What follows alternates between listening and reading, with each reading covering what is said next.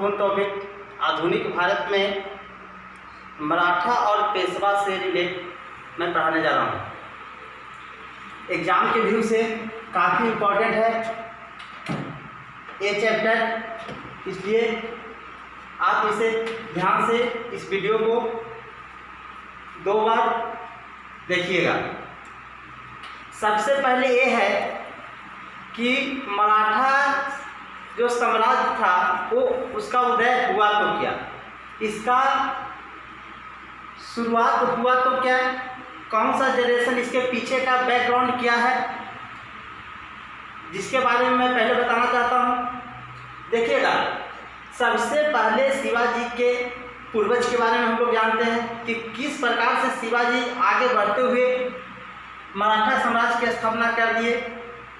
तो देखिएगा, कहता है कि इसका प्रारंभिक घटना जिस समय भारत में दिल्ली सल्तनत चल रहा था, जिस समय भारत में दिल्ली सल्तनत चल रहा था तो दिल्ली सल्तनत में खिलजी वंश था और खिलजी वंश में एक अलाउद्दीन खिलजी नाम के शासक हुए थे। उन्हीं के समय की घटना है। कहता है कि जब अलाउद्दीन खिलजी दिल्ली में सल्तनत के राजा थे तो 1303 ईस्वी की बात है। अलाउद्दीन खिलजी जो दिल्ली सल्तनत में खिलजी वंश के शासक हुए, उन्होंने मेवाड़ पर आक्रमण किया, जो सिसोदिया वंश के ऊपर। आज जब ये सिसोदिया वंश के ऊपर अलाउद्दीन खिलजी जब आक्रमण किए तो इस सिसोदिया वंश के राजा था, सिसोदिया वंश के वो थे सज्जन सिंह। इनके आक्रमण के भय से अलाउद्दीन खिलजी के आक्रमण को देखने के बाद सैनिक वाले बेचारे भाग चले और भाग कर ये पहुँचे महाराष्ट्र और महाराष्ट्र में जाकर रहने लगे। सज्जन सिंह के 5वीं पीढ़ी यानी जनरेशन जिसको बोलते हैं, 5वीं पीढ़ी में एक उग्रसेन नाम का एक व्यक्ति का जन्म हुआ। ये उग्रसेन सज्जन सिंह के ही 5वीं पीढ़ी के व्यक्ति हैं। उग्रसेन के 2 पुत्र हुए, करण सिंह और शुभकरण सिंह। उग्रसेन के 2 पुत्र हुए, एक करण सिंह, दूसरा शुभकरण सिंह। करण सिंह का कहानी आगे की ओर नहीं मिलता है, यहाँ के बाद नहीं होता है, लेकिन ये शुभकरण सिंह ने एक शुभ काम कर दिए। ये शुभ काम क्या किए? इसने भोसले वंश की स्थापना किए। इसने भोसले वंश के शुभकरण सिंह ने एक शुभ काम किए जो भोसले वंश की स्थापना किए। तो आपसे पूछा जाएगा कि भोसले वंश के संस्थापक कौन थे, तो आपको बताना है शुभकरण सिंह। शुभकरण सिंह का एक पुत्र हुआ जिनका नाम था बालाजी भोसले। आज इनके जनरेशन में शुभकरण सिंह के बाद अब इनके वंशज में भोसले शब्द लगना शुरू हो जाएगा, क्योंकि ये भोसले वंश की स्थापना कर चुके हैं। अब बालाजी भोसले हुए, ये बालाजी भोसले का भी 2 पुत्र हुए। पहला का नाम था बिठोजी और दूसरा का नाम हुआ मालोजी। बिठोजी का कहानी आगे की ओर समाप्त हुआ, नहीं बढ़ता है। जबकि अगला उत्तराधिकारी शुभकरण सिंह ने भोसले वंश की स्थापना की, उसके बाद इनका पुत्र आए बालोजी भोसले। इनका भी 2 पुत्र हुए, जिसमें अगला उत्तराधिकारी बने मालोजी। अब कहते हैं कि मालोजी का एक पुत्र हुए जिनका नाम था शाहजी भोसले। शाहजी भोसले यही शाहजी भोसले के पुत्र शिवाजी जन्म लिए। कहता है कि शिवाजी जो जन्म लिए तो शाहजी भोसले का शादी जीजाबाई से हुआ, जो राय यादव की पुत्री थी। कहाँ के राजा के? देवगिरी के राजा राय बहादुर की पुत्री से शाहजी भोसले का शादी हुआ। कहा जाता है बच्चों कि शाहजी जीजाबाई जो थी वो धार्मिक प्रवृत्ति की महिला थी। अब क्या कहता है, इनसे एक पुत्र जन्म लेता है जिसका नाम होता है शिवाजी। और यही शिवाजी आगे चलकर एक मराठा साम्राज्य की स्थापना करेंगे। अब कहता है कि शाहजी भोसले का एक और शादी हुआ जिसका नाम था, दूसरी पत्नी का नाम था तुकाबाई के साथ। कहता है कि शाहजी भोसले अपना ज़्यादातर समय तुकाबाई के साथ बिताया करते थे, जिससे जीजाबाई अकेले रहा करती थी। कहा जाता है कि जीजाबाई अपना अधिकांश समय अपने पुत्र के साथ बिताई। तो पुत्र कौन था? शिवाजी। और जीजाबाई जो महिला थी एक धार्मिक प्रवृत्ति की महिला थी। धार्मिक प्रवृत्ति के महिला होने के चलते इसने अपने पुत्र को रामायण, महाभारत, गीता अर्थात धार्मिक चीज़ों से शिवाजी को अवगत कराती रहती थी, जिसके चलते शिवाजी में काफ़ी ज़्यादा धार्मिक प्रवृत्ति बढ़ा। और आगे चल के वह अपने हिंदू के अस्तित्व को बचाने के लिए जो औरंगजेब आगे चलकर काफ़ी ज़्यादा शिकस्त देते रहता है, उसी से बचाने के लिए मराठा साम्राज्य की स्थापना करके आगे उनसे काफ़ी ज़्यादा संघर्ष होगा, युद्ध करेंगे। जबकि इनके पिता शाहजी भोसले वो तुकाबाई के साथ रहा करते थे। शाहजी भोसले के बारे में थोड़ा सा कहानी और जानिए। शाहजी भोसले जो थे वो पुणे में अपना साम्राज्य देखा करते थे, छोटा सा साम्राज्य था। जब शाहजी भोसले को जब लगा कि मेरा पुत्र शिवाजी अब कहता है कि छोटे से जगह को संभाल सकता है, तो वे पुणे का साम्राज्य सौंपकर आज एक बीजापुर के शासक आदिल शाह के यहाँ एक सिपाही के पद पर जाकर भर्ती हो जाते हैं। उसका कहानी मैं आगे बताऊंगा। पहले अब देखिए, कहा जाता है कि शिवाजी इनका जन्म 6 अप्रैल 1626 ईस्वी को अर्थात 17वीं शताब्दी में हुआ था। शिवाजी के बारे में 1626 से 1680 लिखने का मतलब यह है कि इनका जन्म 1626 में हुआ, जबकि 1680 में मृत्यु हुआ।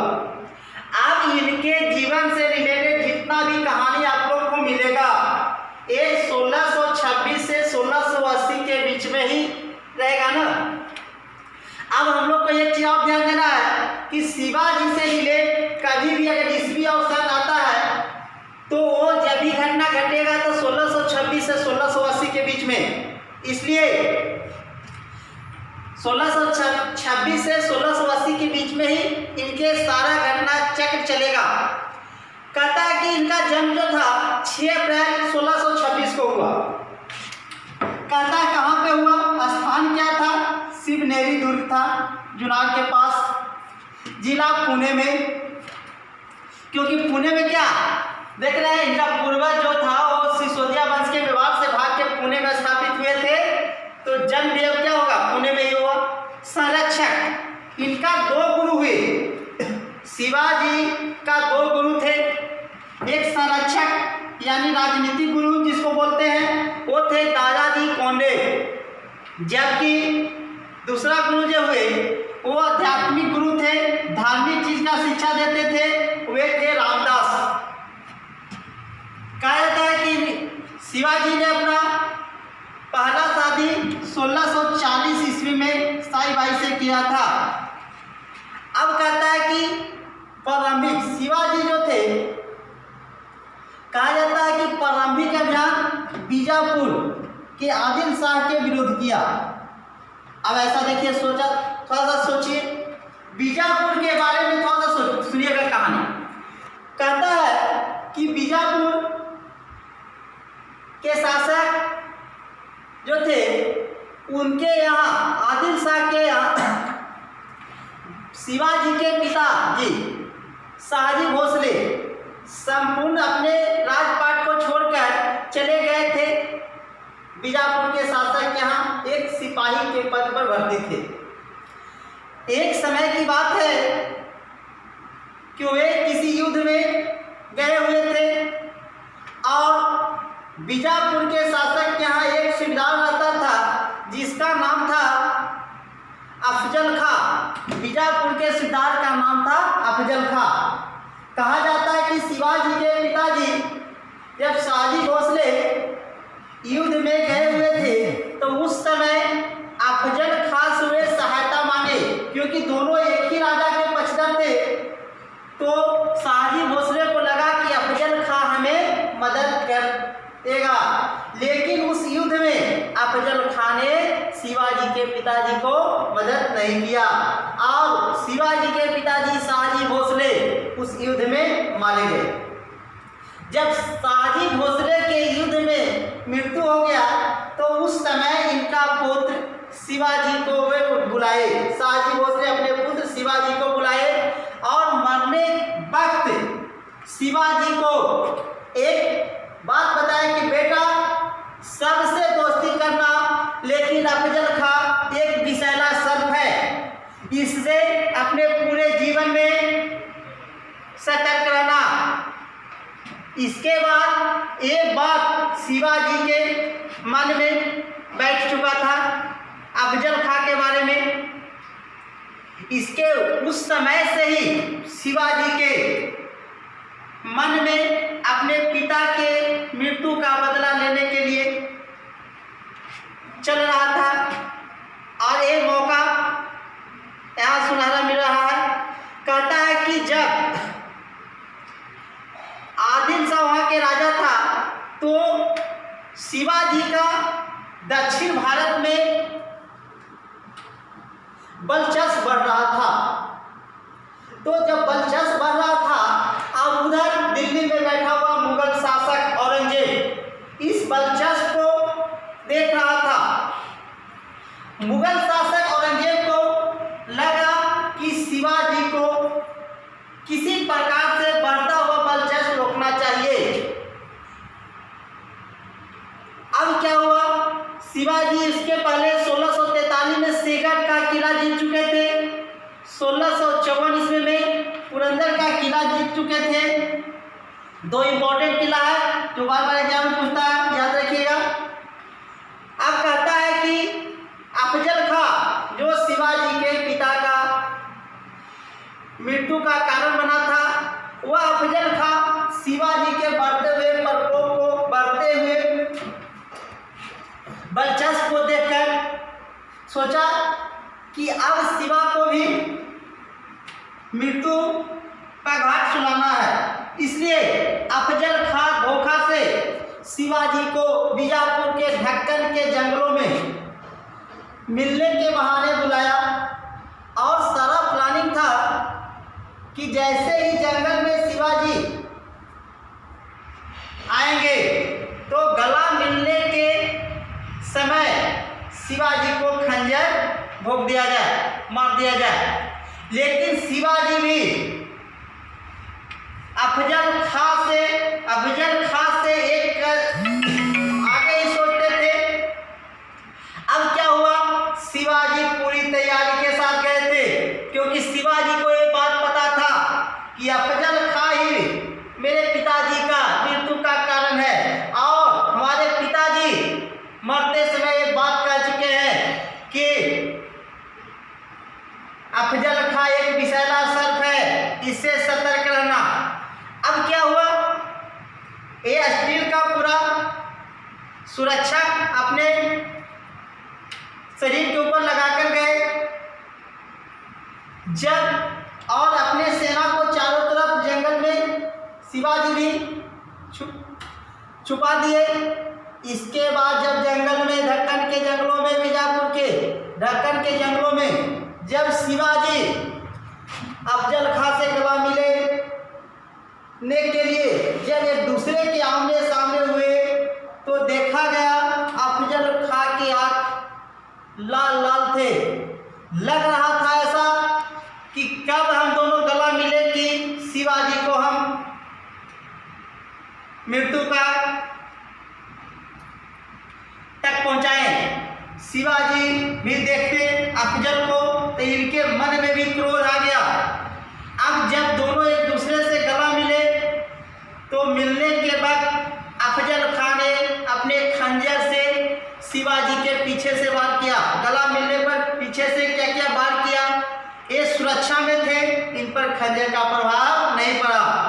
शिवाजी अपना खंजर निकालकर अफजल खां के ऊपर लगातार 10 बार वार किए, अर्थात इतना बार किए 10 बार की दम लहूलुहान कर दिए, जिसके बाद वो अफजल खां को बचाना मुश्किल था। इसके बाद अफजल खां की सेना भी निकल चुका जंगल से और शिवाजी की सेना काफी झड़प हुई। उस झड़प में शिवाजी निकल गए वहां से और अंततः अफजल खां का वध यानी मृत्यु 1659 ईस्वी में हो गया।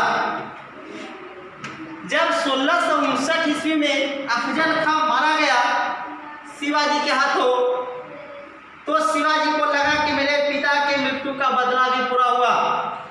अब जो दिल्ली में मुगल सल्तनत का राजा बैठा हुआ है औरंगजेब, उस अपने मामा औरंगजेब के मामा शाइस्ता खां को बीजापुर का अगला सूबेदार बनाकर भेजा। अब क्या हुआ, शाइस्ता खां आया तो काफी पुणे और जगह को शिवाजी से छीना। अब शिवाजी जब शाइस्ता खां एक बार सो रहा था तो वहां पे गए और जाने के बाद उसका वध करना चाहे, लेकिन गलती से शाइस्ता खां का वध न होकर उसके पुत्र का वध हो गया और शाइस्ता खां का 5 अंगुली कट गया। जब 5वां अंगुली पुत्र मारा गया और शाइस्ता खां का 5 अंगुली कट गया और ये शाइस्ता खां भागा दिल्ली यानी मुगल के राजा औरंगजेब के पास। अब क्या हुआ, जब उसके बाद वहां का सूबेदार कछवाहा राजा जय सिंह को भेजता है, जिसके बीच में कुछ संधियां हुई, जिसमें संधि के तहत कहा गया कछवाहा राजा जय सिंह को भेजा किसके बाद, शाइस्ता खां के बाद।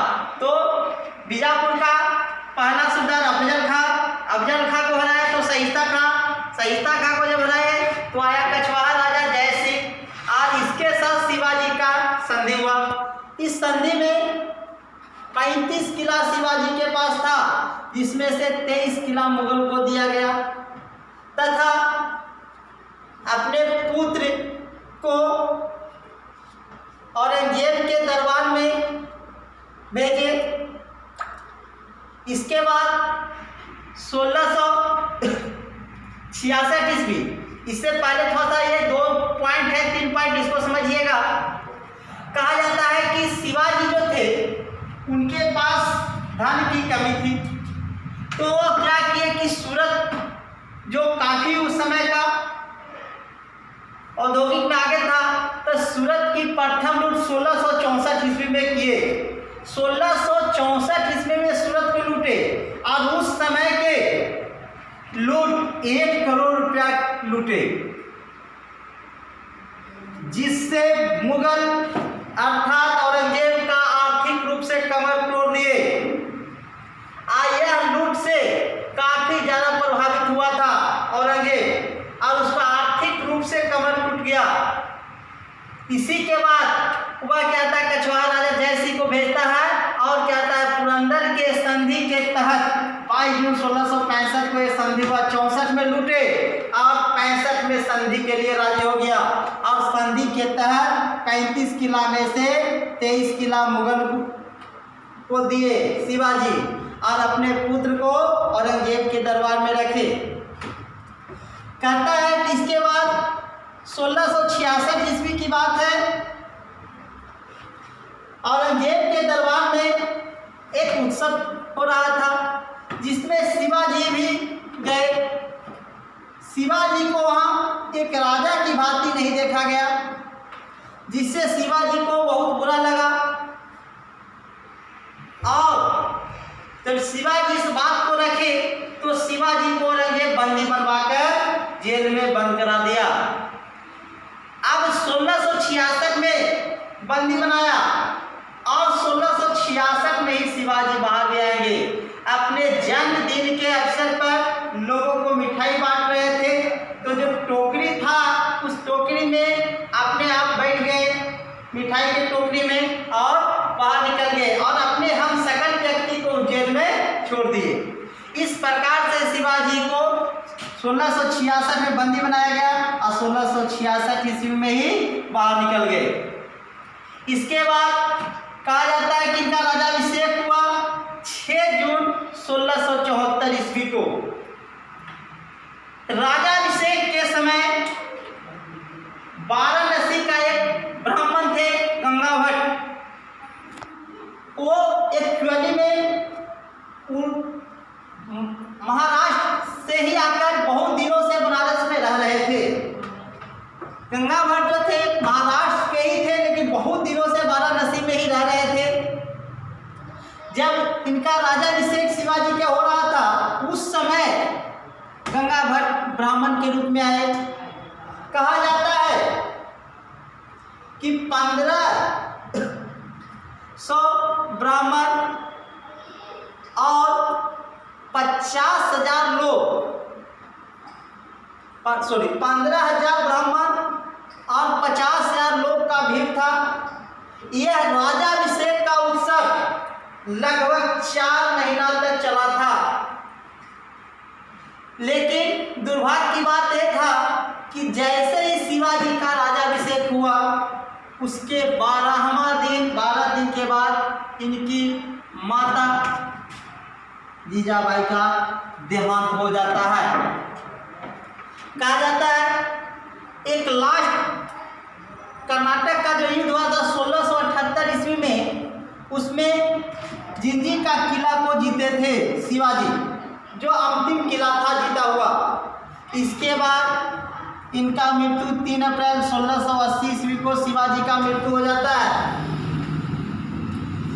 अब शिवाजी से रिलेटेड शिवाजी के समय में यही शिवाजी जो मराठा साम्राज्य का स्थापना किए और यही मराठा साम्राज्य में पेशवा, जो आज हम इस चैप्टर में नहीं बता पाए, अगले नेक्स्ट क्लास में बताएंगे पेशवा के बारे में। पहले मराठा के प्रशासनिक व्यवस्था के बारे में अगले क्लास में बताएंगे। उसमें यह बताया कि पेशवा एक सबसे उच्च पद का मंत्री होता था। अब यही पेशवा धीरे धीरे वर्चस्व बढ़ेगा तो फिर पेशवा का शासन आ जाएगा। तो अब अगले क्लास में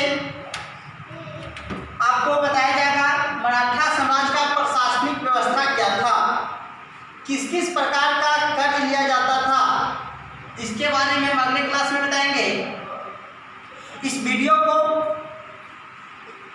कम से कम आप 2 बार देखिए, उसके बाद अपने नोटबुक में इसको लिखने का काम कीजिए और जिस प्रकार का कहानी हम आपके पास प्रस्तुत किए उसको एक बार अपने माइंड से बोलने का, डायग्राम को देखकर बोलने का कोशिश कीजिए। इतना करने के बाद आपका ये दिमाग से ये मराठा के बारे में नहीं निकलेगा और जितने भी क्वेश्चन होंगे एग्जाम के दिन से एग्जाम में पूछे जाते हैं वो सभी मैं इसी मराठा साम्राज्य से रिलेटेड क्वेश्चन भी कराऊंगा। आप देखिएगा कि हर एक क्वेश्चन आप टच कर दीजिएगा। अगर इसी प्रकार का वीडियो आपको आगे भी पाना है तो चैनल को सब्सक्राइब करें, लाइक करें तथा अपने दोस्तों के बीच में शेयर करें, जिससे इस प्रकार का लगातार वीडियो आपके पास जाता रहे। थैंक्स।